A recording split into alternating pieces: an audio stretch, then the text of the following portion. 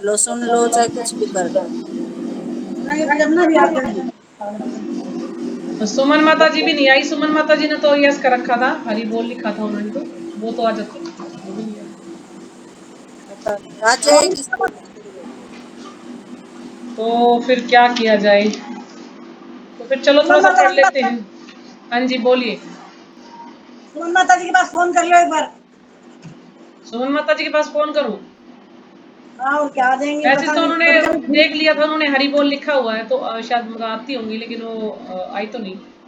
रहता है ना माता जी, टाइम का पता नहीं रहता, कोई काम में मैं लगी टाइम होंगी। लिखा था ना मैंने कि 1 बजे क्लास है, जो आना चाहे हरी बोल लिखे। तो फिर मैंने देखा कि कई लोगों ने हरी बोल लिखा, इसलिए फिर मैंने सोचा कि चलो रख ही लेते हैं क्लास। चलो कोई बात नहीं, एक पेज पढ़ते हैं, फिर उसको कल दोबारा से रिपीट कर देंगे एक बार, ठीक है? ऐसे कर लेंगे, ज़्यादा नहीं पढ़ेंगे, एक पेज पढ़ेंगे। तो पहले प्रार्थना करते हैं। ओम अज्ञानतिमिरान्धस्य ज्ञानाञ्जनशलाकया चक्षुरुन्मीलितं येन तस्मै श्रीगुरुवे नमः। श्रीचैतन्यमनोभीष्टं स्थापितं येन भूतले स्वयं रूपकदा मह्यं ददाति स्वपदान्तिकं। वन्देऽहं श्रीगुरो श्रीयुतपदकमलं श्रीगुरून् वैष्णवांश्च श्रीरूपं साग्रजातं सगुणरघुनाथं तं सजीवं साद्वैतं सावधूतं परिजनसहितं कृष्णचैतन्यदेवं श्री राधा कृष्ण पादान सहगण ललिता श्री विशाखान्वितांश्च हे कृष्णा करुणा सिंधु दीन बंधु जगतपते गोपेश गोपिका कांत राधा कांत नमस्तुते। तप्त कांचन गौरांगी राधे वृंदावनेश्वरी वृषभानुसुते देवी प्रणमामि हरिप्रिये।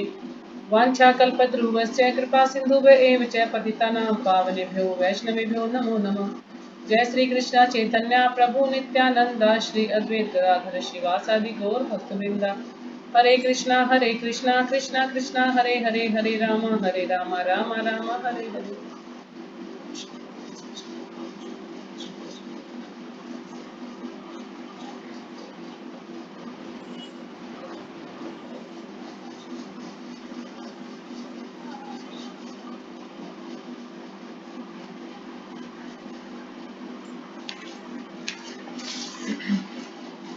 तो कल हमने पढ़ा था चेतना के बारे में, ठीक है, कि चेतना क्या है।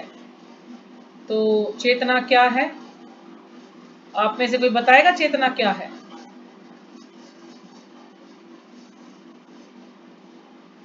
चेतना है मैं हूं, यानी सोचने समझने की जो शक्ति है वो चेतना है।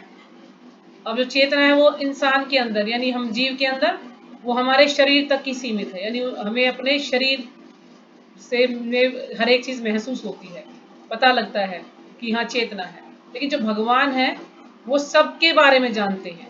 हम अपने शरीर के बारे में जानते हैं, लेकिन भगवान पूरी सृष्टि के बारे में जानते हैं।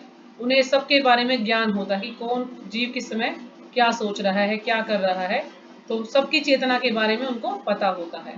लेकिन इंसान को सिर्फ, जीव को सिर्फ अपनी चेतना के बारे में ज्ञान होता है। तो जैसे कि हमने उदाहरण दिया था कि जड़ में यदि पानी देंगे तो पूरा वृक्ष हरा भरा हो जाएगा। तो इसी प्रकार यदि हम उदर को भोजन देंगे, पेट को भोजन देंगे, तो पूरा शरीर का पोषण हो जाता है, पूरा शरीर हष्ट-पुष्ट हो जाएगा। लेकिन अलग से हम सोचे हाथ को भोजन देंगे, पैर को भोजन देंगे, तो ये सही विधि नहीं है। हमें जो उदर को भोजन देना चाहिए ताकि हमारा पूरा शरीर हष्ट-पुष्ट हो जाए। और चेतना क्या है? चेतना हमारे जो चेतना के 2 मनों में विभाग हैं। एक के अनुसार मैं सृष्टा हूँ और दूसरे के अनुसार मैं भोगता हूँ। हमारे मन से मन की 2 उपज हैं, यानी हम 2 चीजें हैं, सोचते हैं।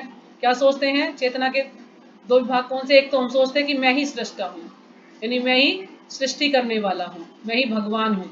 दूसरा मैं भोगता हूँ, मैं ही भोग करने वाला हूँ, यानी सृष्टि बनाने वाला भी मैं हूँ और भोगता भी मैं हूँ। तो ये हमारे मन की उपज है। हमारे मन से ये चीजें निकलती हैं कि ना मैं ही जो हूँ, मैं ही सर्वे सर्वा हूँ, मैं ही भगवान हूँ, मैं ही सब कुछ करने वाला हूँ। तो जीव ये सोचता रहता है। लेकिन वास्तव में भगवान कौन है, सृष्टा कौन है? भगवान श्री कृष्ण सृष्टा है और भोक्ता भी भगवान ही है।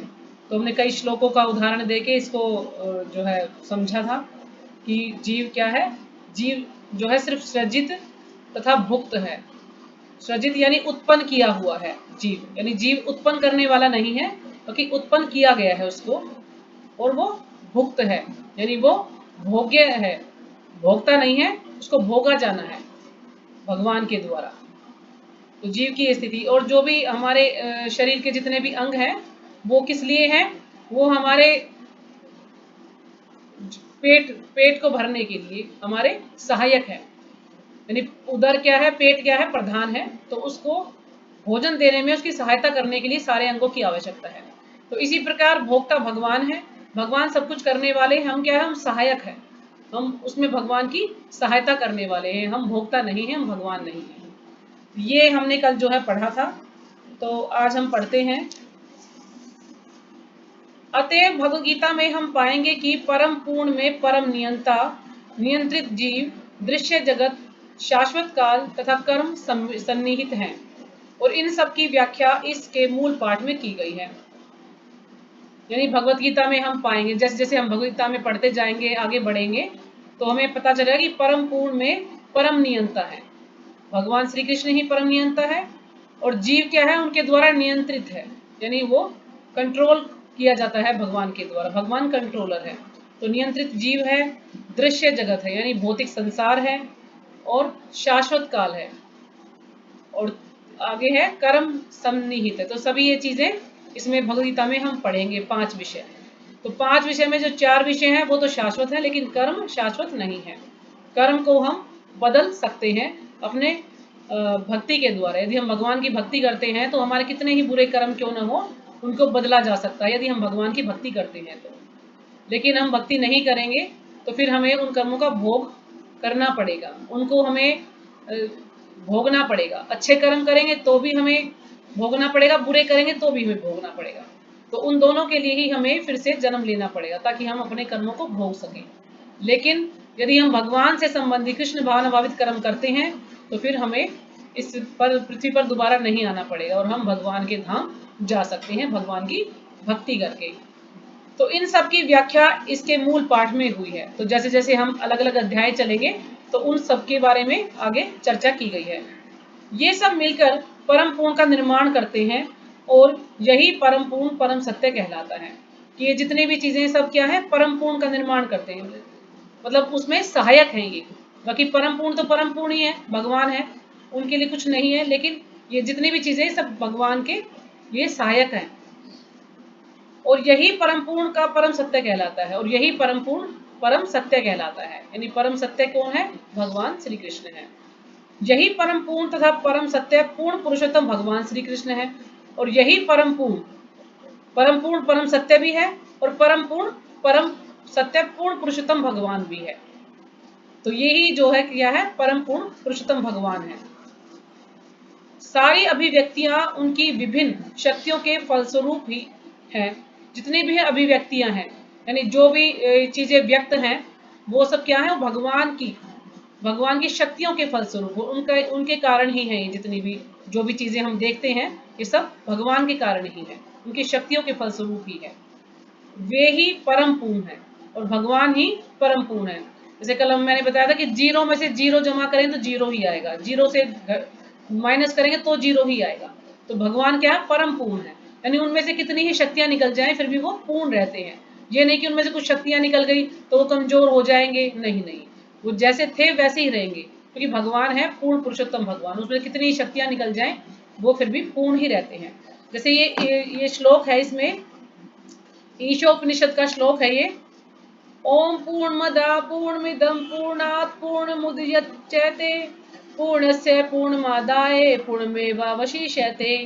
कि भगवान परिपूर्ण है, और चूंकि वे पूरी तरह से पूर्ण है, अतः उनसे होने वाले सारे उद्भव, जैसे कि यह दृश्य जगत पूर्ण इकाई के रूप में परिपूर्ण, यानी उनसे उत्पन्न होने वाले उद्भव, यानी वही सबके स्रोत है, उन्हीं से उत्पन्न होने वाले ये सब, ये दृश्य जगत भौतिक संसार है, इतने सारे ब्रह्मांड हैं, पूर्ण इकाई है, जीव आत्माएं हैं जितनी भी 84 लाख योनियां हैं, तो सब उन्हीं से उत्पन्न होने वाले, लेकिन फिर भी वो पूर्ण है, परिपूर्ण है। पूर्ण से जो कुछ उत्पन्न होता है वह भी अपने आप में पूर्ण होता है, और पूर्ण से जो भी कुछ उत्पन्न हुआ है वो भी अपने आप में पूर्ण है। क्योंकि हम भगवान के अंश हैं, तो हमें हमारे अंदर भी जो भगवान के अंदर गुण है सब कुछ है, लेकिन मात्रा उनकी कम है, वो सीमित मात्रा में है, और भगवान के अंदर असीमित मात्रा में, यानी कोई सीमा नहीं है उसकी। चूंकि वे संपूर्ण है, अतः उनसे यद्यपि न जाने कितनी पूर्ण इकाइयां उद्भूत होती हैं, तो भी वे पूर्ण ही रहते हैं। तो भगवान से कितनी सारी चीजें उत्पन्न होती हैं, लेकिन फिर भी वो पूर्ण ही रहते हैं, ये नहीं कि वो कमजोर हो जाते हैं। तो भगवान, इसलिए भगवान को पूर्ण कहा गया है कि हर परिस्थिति में भगवान पूर्ण है। यह है ईशोपनिषद, इसमें भगवान के बारे में ही ज्ञान दिया गया है। कभी अगर इसको बोला गया तो पढ़ेंगे इसको, क्योंकि थोड़ी सी हैवी बुक है, इसको समझने के लिए बहुत समय चाहिए। ये मैंने भी थोड़ी सी पढ़ी है, तो ऊपर ऊपर से जाता है, कुछ समझ नहीं आता है।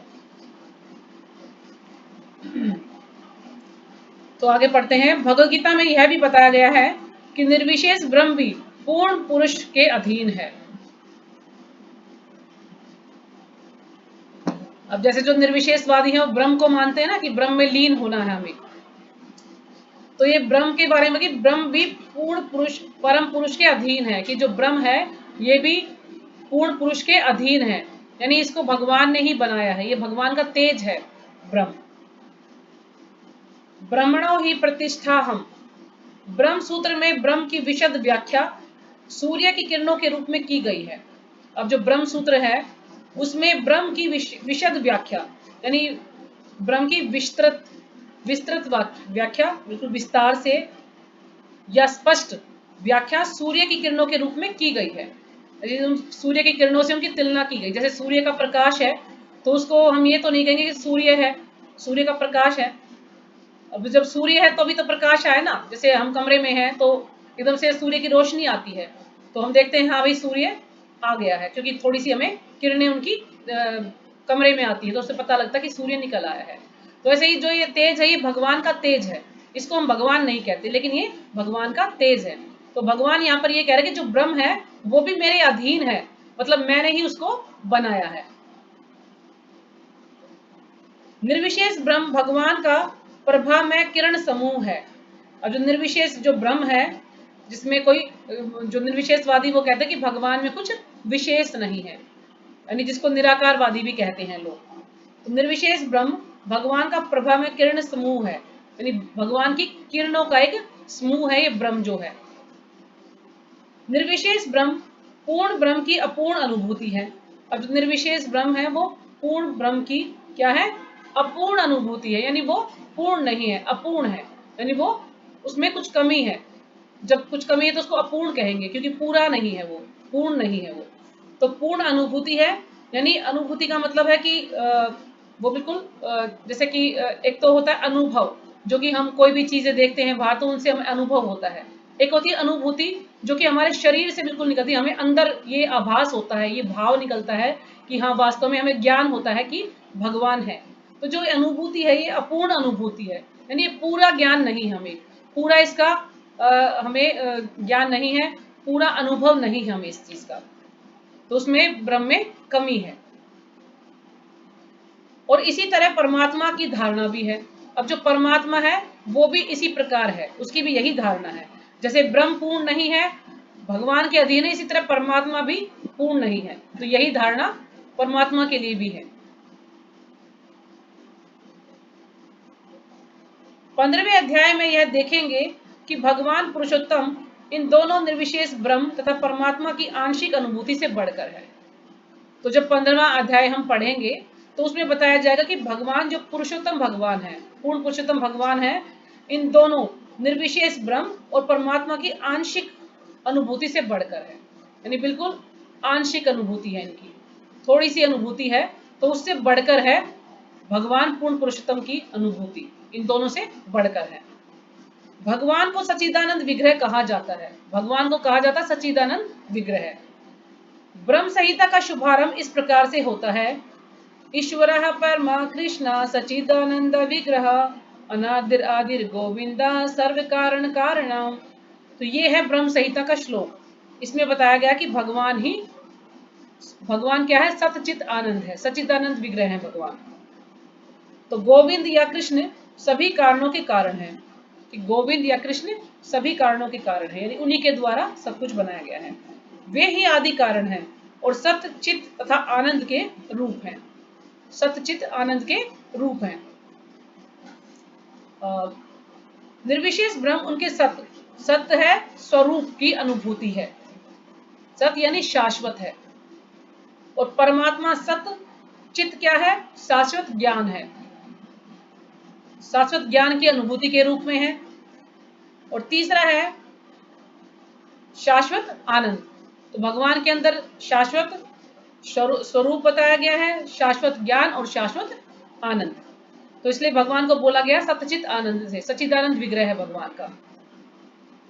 हम भी सच्चिदानंद है, हमारी जो आत्मा है वो भी क्योंकि भगवान का अंश है, लेकिन हमारे ऊपर क्या है, ये हमने जो शरीर रूपी आवरण से इसको ढक दिया है। हम इस शरीर को ही सब कुछ मानने लगे हैं और आत्मा को भूल गए हैं। परंतु भगवान कृष्ण समस्त दिव्य स्वरूपों की अनुभूति है, लेकिन भगवान श्री कृष्ण समस्त दिव्य जितने भी दिव्य स्वरूप है सबकी अनुभूति है, यानी वो सभी का रूप है, यानी हमें वो अनुभव होता है, हमें उसका ज्ञान होता है, अंदर से आंतरिक ज्ञान होता है। परंतु भगवान कृष्ण समस्त दिव्य स्वरूपों की अनुभूति है सतचित आनंद के पूर्ण विग्रह में है। तो सतचित आनंद के पूर्ण विग्रह में भगवान श्री कृष्ण, इसलिए उनको सच्चिदानंद विग्रह कहा गया है। अल्पज्ञानी लोग परम सत्य को निर्विशेष मानते हैं। जो अल्पज्ञानी लोग हैं, जिनको ज्ञान नहीं है, वो जो परम सत्य है उसको क्या मानते हैं? निर्विशेष मानते हैं। यानी वो कहते हैं कि इसमें कुछ विशेष नहीं है, कोई भी विशेषता नहीं है इसमें भगवान में। लेकिन वे है दिव्य पुरुष और इसकी पुष्टि समस्त वैदिक ग्रंथों में हुई है।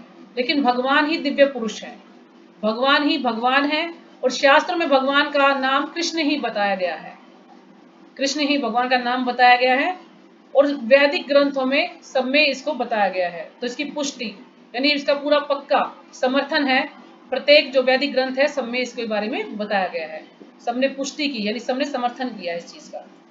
नित्यो नित्यायानाम चेतनस्य चेतना नाम, कठोर उपनिषद में 2.2 में ये बताया गया है कि जिस प्रकार हम सभी जीव हैं और हम सबकी अपनी अपनी व्यष्टि सत्ता है, यानी हम क्या है, हम सब जीव हैं और सबकी व्यष्टि सत्ता का मतलब छोटी सी सत्ता है, सबकी अपनी अपनी अलग अलग। उसी प्रकार ब्रह्म सत्य भी अंततः एक व्यक्ति है। तो जो ब्रह्म सत्य, जो परम सत्य है, वो भी एक व्यक्ति है, और भगवान की अनुभूति उनके पूर्ण स्वरूप में समस्त दिव्य लक्षणों की ही अनुभूति है। और भगवान की अनुभूति उनके पूर्ण स्वरूप में समस्त दिव्य लक्षणों की ही अनुभूति है। इनका जो उनका जो स्वरूप है, उसके जितने भी जो लक्षण हैं, उन सब में वो दिव्य अनुभूति दिखाई देती है। यह पूर्णतः रूप विहीन निराकार नहीं है। तो यह रूप विहीन निराकार नहीं है। जैसे कुछ लोग जो निराकारवादी हैं, मायावादी लोग हैं, वो भगवान को निराकार मानते हैं।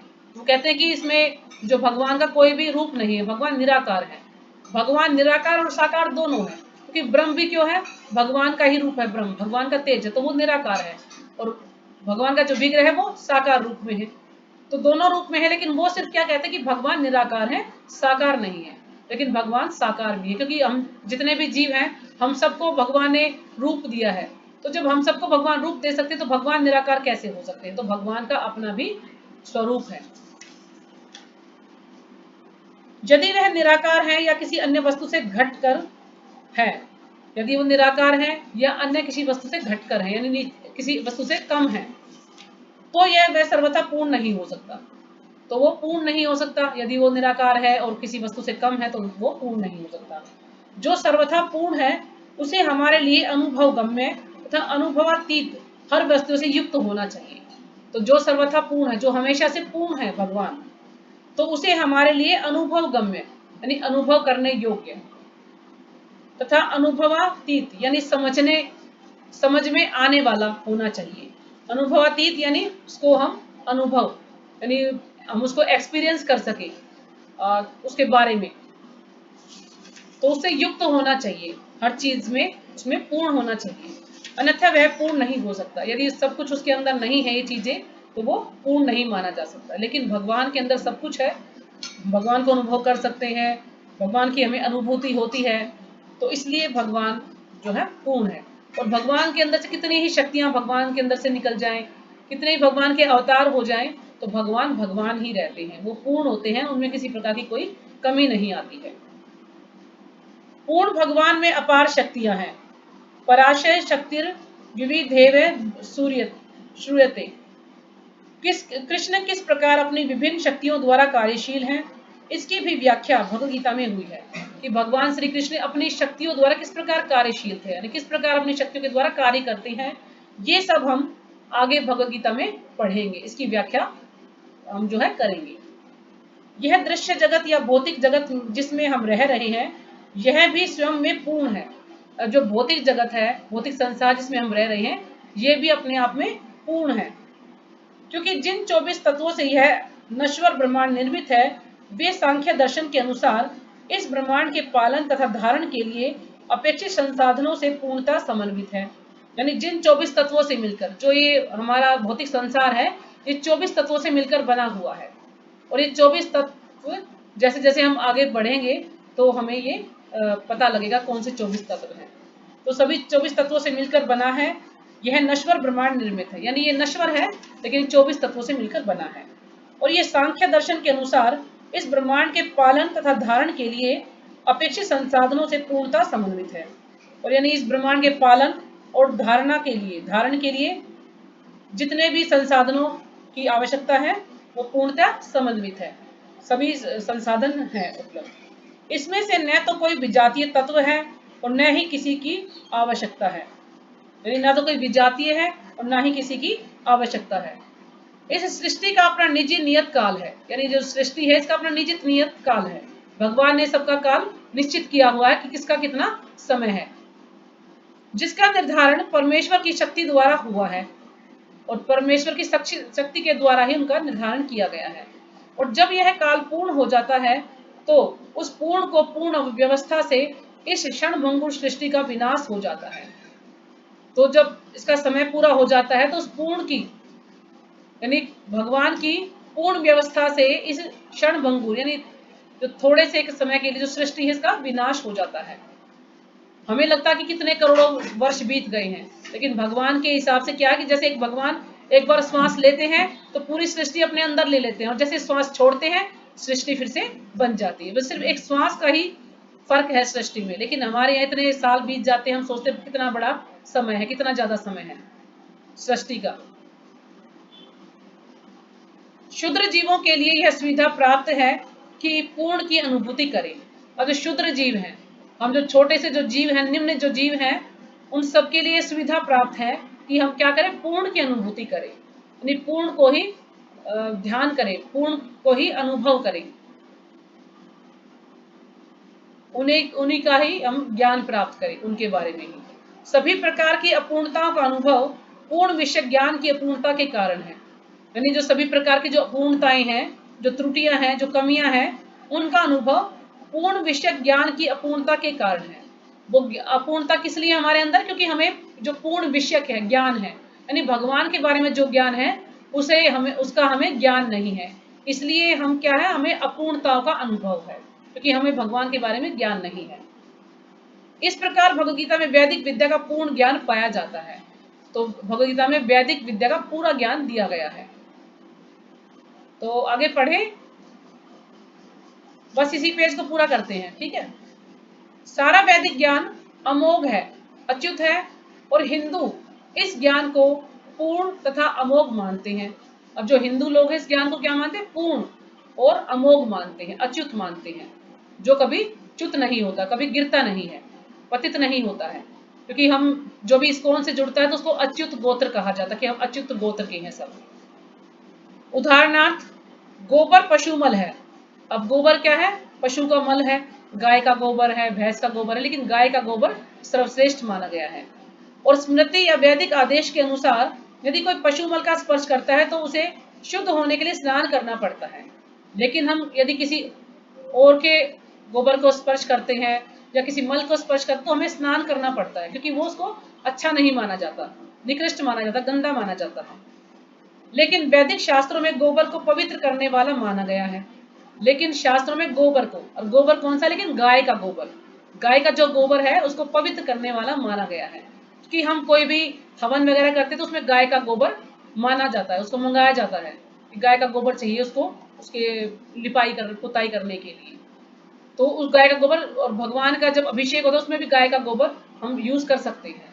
शहद है, गोबर है, गंगा जल है, गौमूत्र है, तो ये सब हम यूज कर सकते, क्योंकि इनको सबको शुद्ध माना गया है, पवित्र माना गया है। गाय को गोबर को और गाय के मूत्र को सही हरे अच्छा माना कृष्ण गया माता है। जी, हाँ जी। पहले तो जो भी मान ले, आजकल तो गंगा जल छिड़क लेते हैं, पहले सभी गोमूत्र लेके आते थे। हाँ जब भी जी। छिड़कते थे, श्यावड़ हो या सुतक हो, चाहे और हाँ, कुछ हो। क्योंकि भगवान को गाय बहुत पसंद है ना, तो इसलिए गाय को सर्वोपरि रखा गया है कि कहते हैं गाय का कोई भी प्रोडक्ट हो, गाय का दूध है, गाय का दूध से बना दही है, गाय का घी है, या गाय का मूत्र है, गाय का गोबर है, सभी जो है बहुत ही अच्छे हैं, हमारे लिए लाभदायक है। इसका सेवन करने से कोई नुकसान नहीं होगा हमें।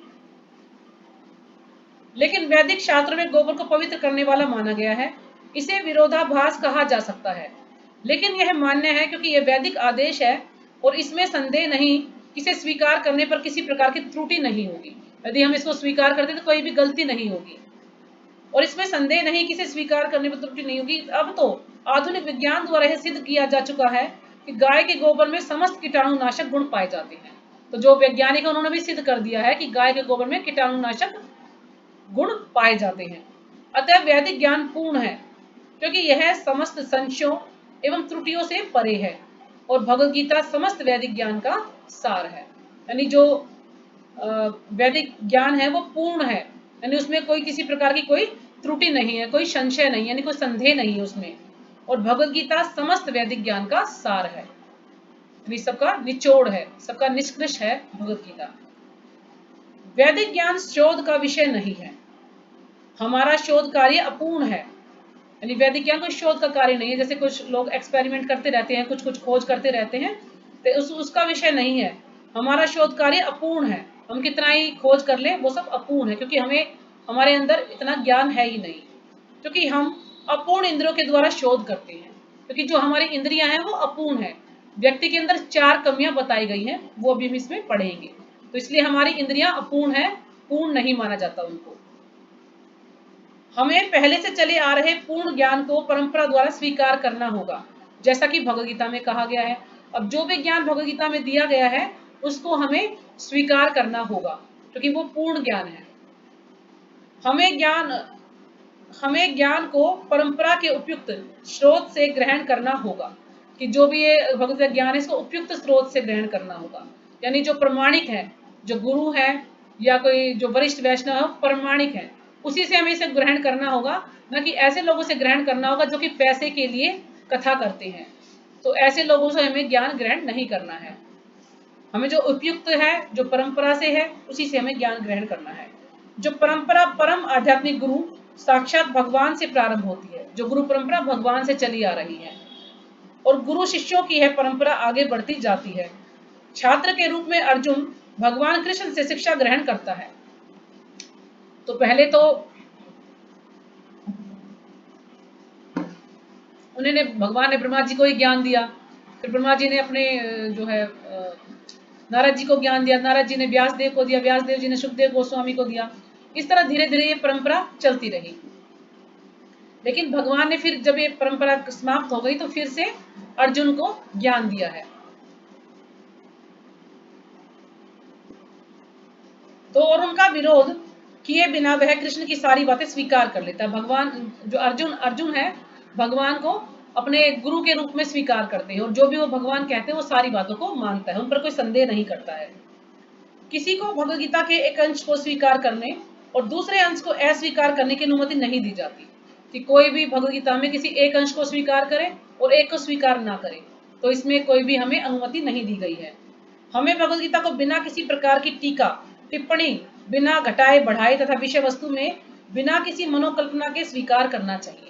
यानी भगवद गीता में कोई टिप्पणी नहीं करनी चाहिए, उसमें कोई कमी नहीं निकालनी चाहिए, या उसे अपनी मनोकल्पना के यानी हमारे मन के अंदर जो मन घड़ंत बातें हैं उनको नहीं मानना चाहिए।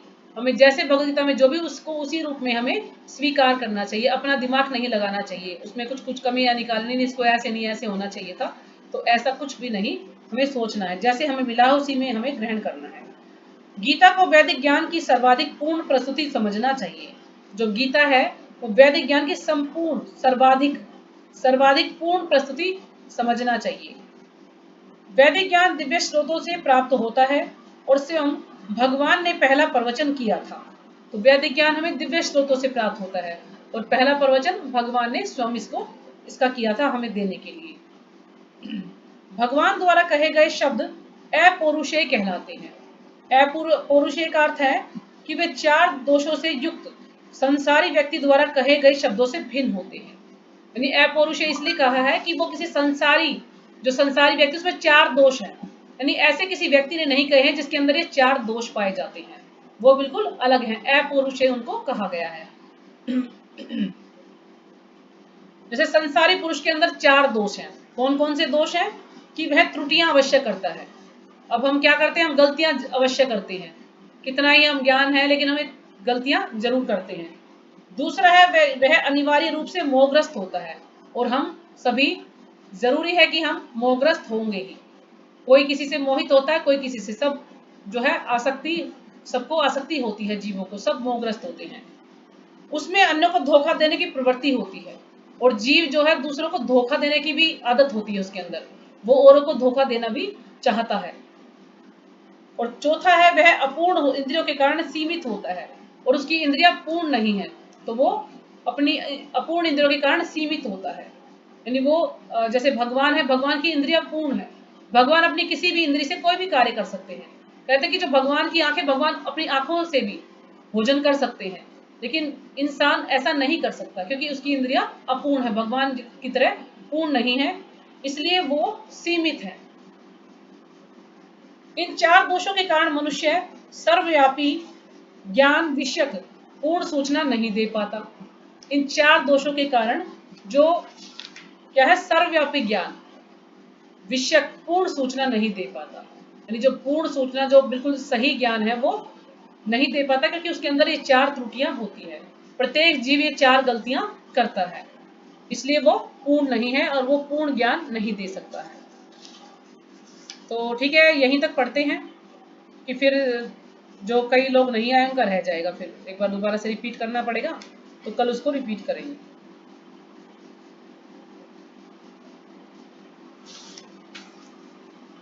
तो इसको कुछ समझ नहीं आया तो क्योंकि इसमें ना ज़्यादा समझाने का कुछ है नहीं। मैंने भी कई लेक्चर सुने इसको समझाने के लिए, लेकिन सबने इसमें कुछ भी ज़्यादा एक्सप्लेन नहीं किया है, सबने बस इसको रीडिंग में ही पढ़ा है। कह रहे ये वैज्ञानिक सिद्धांत की तरह से, तो इसको ज़्यादा एक्सप्लेन करने की जरूरत नहीं है, ऐसे ही उन्होंने इसको सिंपल ही पढ़ा है। तो मुझे जितना समझ आया मैंने इसको समझाया, थोड़ा टफ है ये, तो शायद आपको समझ आ गया तो ठीक है, नहीं तो ऊपर ऊपर से जा रहा होगा आज का, कोई कुछ ज़्यादा ही ये टफ है तो किसी ने समझाया नहीं ना, तो मैं भी आपको समझा देती। मैंने 2 लेक्चर सुने, फिर भी उन्होंने कुछ ज़्यादा बताया नहीं उसमें।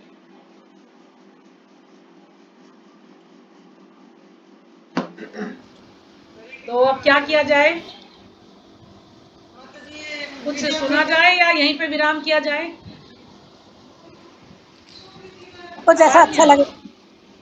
हाँ जी, आपको जैसा अच्छा लगे वैसा ही कर लेंगे हम तो। नहीं आप बताओ, कुछ सुने या यहीं पे विराम करें? माता जी अब तो कोई चीज याद तो कर नहीं रखी। याद नहीं कर रखा कुछ? याद तो करते हैं माता जी, याद उस टाइम तो हो जाता है कि हाँ हो गया, फिर दोबारा सुनाने लगते हैं तो फिर देखना पड़ता है। अच्छा अच्छा, बार बार याद करो ना, जैसे आप काम कर रहे हो तो वीडियो चला के सुनते रहो, उसको सुनते रहो बार बार, फिर याद हो जाएगा आपको। क्योंकि गृहस्थी में ना इतना समय किसी के पास भी नहीं कि हम 1-2 घंटा उसको लेके बैठे, उसको माता पढ़ें, जी याद करें। माला भी करनी होती है, घर के काम भी हो जाते हैं। माता जी वीडियो से याद नहीं होता, वो तो बैठ के रट्टे लगाने पड़ते हैं। हाँ, रट्टे लगाने पड़े ना। वीडियो जैसे हम गाने भी तो सुनते हैं, जैसे हम पहले के टाइम में फिल्मी गाने सुनते थे, तो गाने याद हो जाते थे ना हमें सुनते सुनते। वो अभी भी भजन याद याद होंगे थोड़े बहुत, तो थोड़े बहुत अभी भी याद होंगे गाने हमें। तो इसी वो याद प्रकार हो से आप उसको चला के ना काम करते करते उसको सुनता रहो किचन में, तो कुछ तो दिमाग में जाएगा, याद हो जाएगा, ऐसा नहीं कि याद नहीं होगा। बार बार जब वीडियो चलती रहती है सुनते रहते तो याद हो जाता है, थोड़ा बहुत तो याद होगा। तो ऐसे धीरे धीरे वो तो याद करने ही पड़ेंगे आपको ना, शिक्षाष्टकम तो याद करने ही पड़ेंगे हमें। अब जो गीत है हमारे, जो लोकगीत हमें याद है ना, वो गीत हम सुनाते हैं ना उनको, भजन भी हम याद कर लेते हैं, तो फिर हम ये शिक्षाष्टकम या आरतियां क्यों नहीं याद कर सकते? याद माता कर जी सकते हैं ना। ये संस्कृत है ना, संस्कृत याद नहीं हो रही ढंग से। हो जाएगी, संस्कृत भी याद हो जाएगी, कोशिश करोगे तो। माता जी अगर पर पाँच ये कि मिनट आपको होती वीडियो है। चला के रखना पड़ेगा, वीडियो चलाओ, अगर बंद हो ये चाहे हिंदी फिर में से चलाओ सुन के उसको। याद हो जाएगा। जैसे किचन में ज्यादा समय औरतों का किचन में निकलता है, किचन में कम से कम 2 घंटे लग जाते हैं खाना बनाने में, दोनों टाइम में।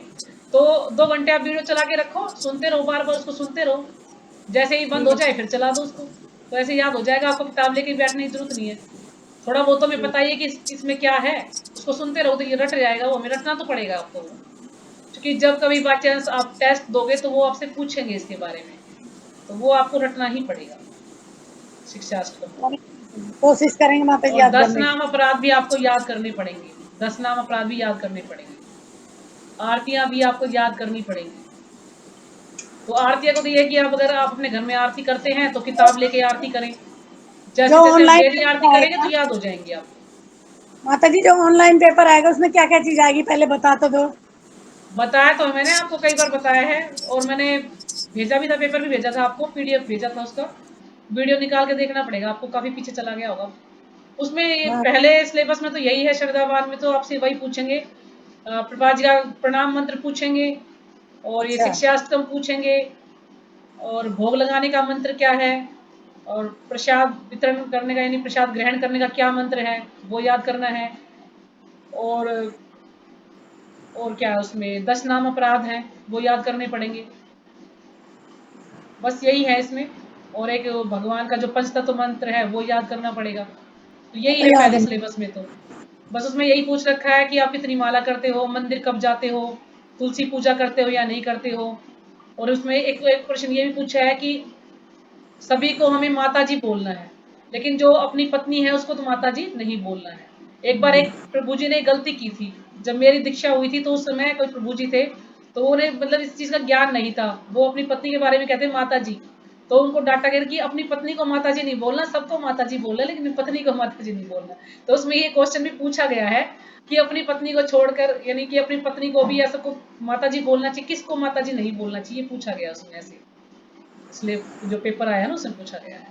तो इसलिए कई गलतियां हमसे हो जाती हैं, तो ये चीजें मतलब वो मौखिक प्रश्न पूछ रखी है सबसे पहले ठीक है। सिलेबस में, तो ये है। तभी तो हमें पहले सिलेबस का भी याद नहीं हुआ, तो दूसरे का तो फिर और भी टफ है। दूसरे में तो जन्म मृत्यु से परे के क्वेश्चन आएंगे, भगवद गीता में से क्वेश्चन आएंगे, आत्म साक्षात्कार का विज्ञान उसमें से क्वेश्चन आएंगे, उसमें ज्यादा सारे क्वेश्चन ही क्वेश्चन है। जो पहला है उसमें बस ये मंत्र याद करने हैं। चलो माता जी देखते हैं। हाँ, तो इसलिए आप धीरे धीरे याद करो सब, क्योंकि इसमें यहाँ क्लास में याद करवाऊंगी तो फिर इसमें भी इतना समय चाहिए, याद नहीं हो पाएगा आपको। और कई बार मैं आपको बोलवा भी चुकी हूँ, कई बार मैं गा के भी सुना दी है, आप लोगों ने भी सुना दिए हैं, तो याद ही करने पड़ेंगे आपको अपना, घर पे याद करो उनको, रट्टे लगा लगा के याद करो चाहिए, क्योंकि रट्टा ही लगाना पड़ेगा। जैसे कि तिलक के मंत्र भी हैं, वो तो याद है तिलक के माता जी। मंत्र, हाँ तिलक के मंत्र तो रोज तिलक लगाते हो तो याद हो जाते हैं वो। याद है। हाँ, तो ऐसे ही आप आरती करोगे तो वो भी याद हो जाएंगे, क्योंकि ये चीजें ऐसी है ना कि सुबह डेली करते हैं, जो मंगल आरती करते हैं वो शिक्षाष्टकम भी पढ़ते हैं, 10 नाम अपराध भी पढ़ते हैं, आरतियां भी गाते हैं, तो वो महीने 2 महीने में याद हो जाते हैं डेली अगर हम करते हैं तो। अब जो नहीं तिलक करते उनके लिए मुश्किल है। तिलक वाले मंत्र भी बहुत दिन में याद हुए थे माता जी। हाँ हाँ, तो बोलते बोलते सुनते सुनते याद हो जाते हैं। चलो तो ठीक है, फिर यहीं पे विराम करते हैं, ज्यादा कुछ है नहीं हाँ, करने के लिए, हरे क्योंकि फिर कृष्णा माता कई जने आए जी। नहीं ना, तो फिर कल दोबारा रिपीट करना पड़ेगा मुझे, इसलिए मैंने 2 ही पेज पढ़े हैं आज। चलिए हाँ ठीक है। हाँ जी, हरे कृष्णा माता जी, दंडवत प्रणाम। हरे कृष्णा। वाञ्छा कल्पतरुभ्यश्च हरे कृपा कृष्णा माता सिन्धुभ्य एव च जी। पतितानां पावनेभ्यो वैष्णवेभ्यो नमः। वो वैष्णव हो, नमो नमः। गगन माता जी आप कोई भजन, अच्छा लेफ्ट कर देंगे, ठीक है। मस्त होगी। ठीक है, कल उसको मैं देखें किसी याद है, करके आएगी तो फिर वो आज सुनाएगी। उसको आता है भजन गाना, वैसे गा लेगी वो?